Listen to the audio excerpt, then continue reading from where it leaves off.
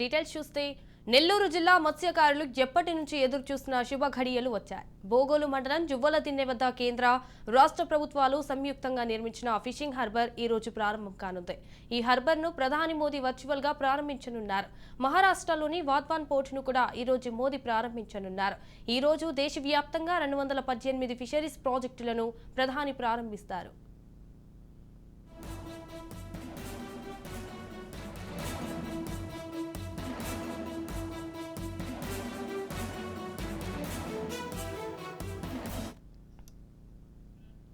ఇక నెల్లూరు కలెక్టరేట్లోని తిక్కన ప్రాంగణంలో జువ్వల దిన్నె fishing harbour ప్రారంభోత్సవ కార్యక్రమం జరగనుంది. మధ్యాహ్నం 1 గంటకు వర్చువల్ గా శిలాఫలకాన్ని మోదీ ఆవిష్కరిస్తారు. గత టీడీపీ ప్రభుత్వ హయాంలో జువ్వల దిన్నె హార్బర్ పురుడు పోసుకుంది. 288 కోట్ల ఖర్చు అంచనాతో ప్రాజెక్టును రూపొందించారు. అయితే అప్పటి రాష్ట్ర ప్రభుత్వం స్థల సేకరణ చేసి కేంద్ర ప్రభుత్వానికి అందించింది. ఆనాటి సీఎం చంద్రబాబు హార్బర్ కు శంకుస్థాపన చేశారు.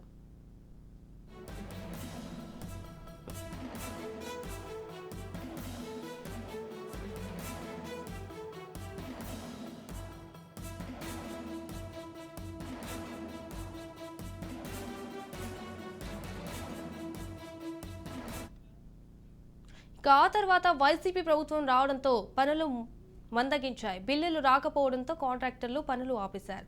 ఇప్పుడు కూటమి ప్రభుత్వం వచ్చిన తర్వాత కొత్త కాంట్రాక్టర్ పనులు చేయించారు. ఈ రోజు హార్బర్ ప్రారంభం కాబోతోంది. నెల్లూరు జిల్లాలో ఇదే అతిపెద్ద ఫిషింగ్ హార్బర్ కావడం గమనార్హం. హార్బర్ ప్రారంభం అవుతున్న తరుణంలో మత్స్యకారులు సంతోషాన్ని వ్యక్తం చేస్తున్నారు.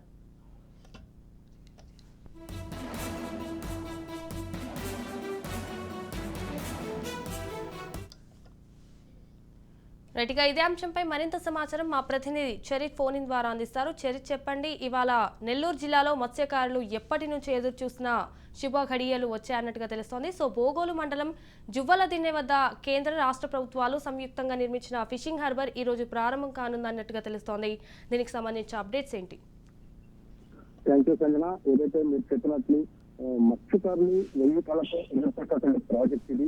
గతంలో కృష్ణపట్నం పోర్ట్ లో హార్బర్ ఉండేది. అప్పుడు సుమారు 100 బోట్ల ద్వారా వాళ్ళు వేటాడేవారు. దగ్గర 118 గ్రామాలకు సంబంధించినటువంటి ప్రజలు దాని ద్వారా వేలాది మంది మత్స్యకారులు లబ్ధి పొందేవారు.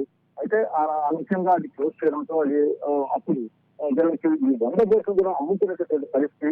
100 బోట్లు కూడా అమ్మేశారు. పూర్తిగా కూడా వాళ్ళు వలస వెళ్ళిపోయినటువంటి పరిస్థితి. అంటే ప్రధానంగా ఈ జువ్వల దిన్నె ఫిషింగ్ హార్బర్ యొక్క ముఖ్య ఉద్దేశం వలసలనే నియంత్రించడం.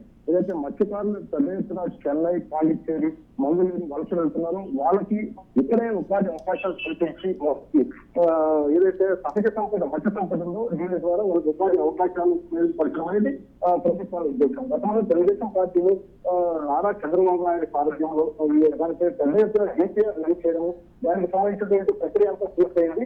అయితే అప్పుడు ఎలక్షన్స్ వచ్చిన తర్వాత అది ఇదైంది. అయితే సుమారు 5 సంవత్సరాల కాలంగా ఫిషింగ్ హార్బర్ పూర్తిగా కూడా అది రచనలపై సాగే పనులు కూటమి ప్రభుత్వం అధికారంలోకి వచ్చిన తర్వాత దీనికి ఎవరైతే సబ్ కాంట్రాక్టర్ గా పనిచేస్తున్నారో అంటే అనేక కాంట్రాక్ట్ సబ్ కాంట్రాక్ట్ తీసుకొని ప్రజెంట్ కావలి ఎమ్మెల్యేగా ఉన్నటువంటి కావ్య కృష్ణారెడ్డి దీన్ని త్వరితగతిన పూర్తి చేశారు. పూర్తిగా కూడా అంటే హుటాహుటిన దీన్ని పూర్తి చేసి దీనికి ప్రజలకి ఏదైతే మత్స్యకారులకు అందుబాటులోకి తేవాలన్నటువంటి సంకల్పాన్ని తీసుకున్నారు.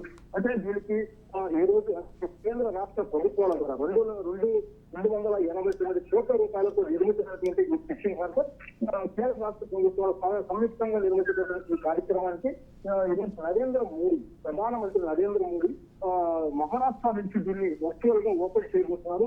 దీన్ని అమరావతి నుంచి చంద్రబాబు నాయుడు, అలాగే కావలి ఎమ్మెల్యే కావ్య కృష్ణారెడ్డి అధ్యక్షతన నెల్లూరు జిల్లా కలెక్టర్ కార్యాలయంలోని తిక్కన భవన్లో దీనికి సంబంధించినటువంటి ఏర్పాట్లన్నీ చేశారు. దీనికి ముఖ్య అతిథిగా నెల్లూరులో మంత్రి పొంగూరు నారాయణ పాల్గొంటున్న పరిస్థితి ఉంది. అయితే ఈ ఫిషింగ్ హార్బర్ గా ఒకసారి అందుబాటులోకి వస్తే దగ్గర 118 గ్రామాలు ఇటు ప్రకాశం జిల్లా నుంచి అలాగే ఇటు తన వరకు కూడా చెన్నై బార్డర్ వరకు కూడా మత్స్యకారులు మత్స్య సంపదని ఇక్కడ సేల్ చేస్తున్నదానికి అంటే పెద్ద ఎత్తున ఉపాధి అంటే ఇక్కడ ప్రత్యక్షంగా పరోక్షంగా ఉపాధి అవకాశాలు పెరిగేందుకైతే ఏర్పాట్లు చేస్తున్నారు. అయితే ఈ రోజు ఫిషింగ్ హార్బర్ పూర్తి చేయడమే కాదు, ఇక్కడ మత్స్యకారులకి బోట్లు కూడా సబ్సిడీలో బోట్లు కూడా ఇప్పించగలిగితే నిజంగా వారి జీవితాల్లో వెలుగులు నింపిన వాళ్ళు అవుతారు. దీని పట్ల కూడా ఏదైతే లోకల్ గా ఉన్నటువంటి ఎమ్మెల్యే దీని పట్ల కూడా పెద్ద ఎత్తున ఎక్సర్సైజ్ కూడా చేస్తున్నారు.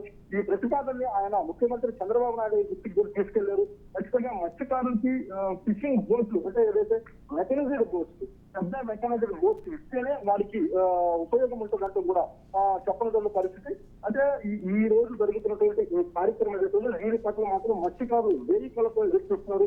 నిజంగా ఇది మత్స్యకారుల జీవితాల్లో వెలుగులు నింపేటటువంటి దిగుబడి ఫిషింగ్ హార్బర్ ద్వారా ఇది ప్రత్యక్షంగా పరోక్షంగా అంటే కోల్డ్ స్టోరేజ్లు అలాగే ఫిషింగ్ యూనిట్స్ ఇవన్నీ కూడా రాబోతున్నాయి ఆ పరిసర ప్రాంతాల్లో. ఖచ్చితంగా ఆ పరిసర ప్రాంతాల్లో ఉండేటువంటి అనేక గ్రామాల్లో అయితే మాత్రం పారిశ్రామికంగా ముందుకు వెళ్ళేటటువంటి ఉంటుంది. అలాగే యువకులకు ఉపాధి అవకాశాలు కూడా మెరుగ్గా దొరికేటటువంటి పరిస్థితులు కూడా ఉంటాయి. అంటే ఈ రోజు జరుగుతున్నటువంటి ఈ కార్యక్రమం పట్ల పరిసర ప్రాంతాలలో గ్రామస్తులు కూడా సంతోషం వ్యక్తం చేస్తారు. సంజన, ఎస్ చరిత్, అయితే ఈరోజు ఫిషింగ్ హార్బర్ అయితే ప్రారంభం కాబోతుంది. మరి నెల్లూరు జిల్లాలో ఇదే అతిపెద్ద ఫిషింగ్ హార్బర్ కావడం అనేది గమనార్హం. సో హార్బర్ ప్రారంభం అవుతున్న తరుణంలో అంటే మత్స్యకారులు ఏ విధంగా రియాక్ట్ అవుతున్నారు చరిత్? ఖచ్చితంగా మత్స్యకారులు అయితే మాత్రం దీన్ని పెద్ద ఎత్తున స్వాగతం పలికేందుకైతే మాత్రం వాళ్ళు సిద్ధంగా ఉన్నారు. యాక్చువల్ గా ఇది వర్చువల్ ఓపెన్ కాకుండా దీన్ని నారా చంద్రబాబు నాయుడు ప్రత్యక్షంగా వచ్చి ఓపెన్ చేసేందుకైతే మాత్రం కావలి ఎమ్మెల్యే కావ్య కృష్ణారెడ్డి అన్ని ఏర్పాట్లు చేశారు. కానీ ప్రధానమంత్రి నరేంద్ర మోడీ చేతుల మీదుగా ఇది ఓపెన్ కావడం అనేది కూడా చాలా సంతోషకరంగా పరిణామం అంటూ ఇటు మత్స్యకారులు కానీ కావలి ఎమ్మెల్యే కూడా నిన్న పరిస్థితి. ఏదైతే ఈ రోజు ఫిషింగ్ హార్బర్ ఓపెన్ జరుగుతున్నారో ఈ రోజు మత్స్యకారులు అయితే మాత్రం చాలా సంతోషంగా పరిస్థితి అయితే ఉంది. అయితే వీళ్ళు కోరుకునేది ఒక్కటే, అంటే ఈ ఫిషింగ్ హార్బర్ పూర్తయితేనే కాదు, మాకు బోట్లు అంటే సబ్సిడీలు సుమారు 1,50,00,000 రూపాయలు ఖర్చు చేస్తుంటే ఆ బోటు మేము స్వయంగా కొనుక్కోవాలన్న పరిస్థితి ప్రభుత్వాలు మాకు సహకరించి 50 నుంచి 70% సబ్సిడీ కానీ ఇచ్చి మాకు కానీ ఆ బోట్లు కొనుగోలు కానీ సహకరిస్తే మాత్రం ఖచ్చితంగా వేలాది మంది మత్స్యకారుల కుటుంబాల్లో కూడా వెలుపు నింపుల వల్ల అలాగే యువతకి ఉపాధి అవకాశాలు కూడా దొరుకుతాయంటూ కూడా వలసలు ఆగుతాయంటూ కూడా వాళ్ళు కోరుకున్న పరిస్థితి. అయితే ప్రభుత్వాలు కూడా దీని పట్ల దృష్టి సారించి మెకనైజ్డ్ బోట్స్ ఏస్తున్నాయో వీళ్ళు ఈ ఏర్పాటు చేసేందుకు కూడా కృషి చేయాలంటూ కూడా మత్స్యకారులు కోరుకుంటున్న పరిస్థితి. Right, thank you for the updates Charith.